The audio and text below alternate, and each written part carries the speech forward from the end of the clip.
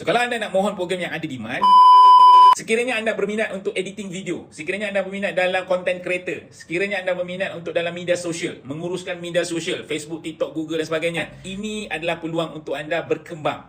Kembangkan karier anda dalam dunia digital yang sekarang ni kat Malaysia ni, dunia digital content ni sangat-sangat diperlukan. Sekiranya anda berminat, anda nak tahu program apa yang anda habis je belajar terus dapat kerja, salah satu program yang menawarkan program digital marketing dan ada track record pelajar-pelajar mereka habis je belajar dapat kerja. Nama college ni adalah Funnel Evo College yang berdaftar di bawah Kementerian Sumber Manusia. Funnel Evo College menawarkan program digital marketing di mana anda akan belajar selama 1 tahun 3 bulan.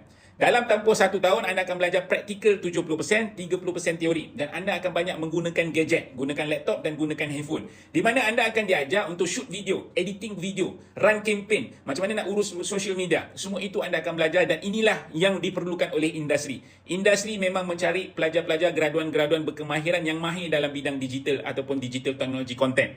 So kepada anda sekiranya anda berminat, program ini juga memberi kelebihan kepada anda untuk 3 bulan praktikal. 1 tahun belajar, 3 bulan praktikal di mana-mana industri yang anda nak. Dan industri-industri ini tersedia untuk anda. Memang bila ada opportunity untuk kita berikan kepada student, semua nak grab.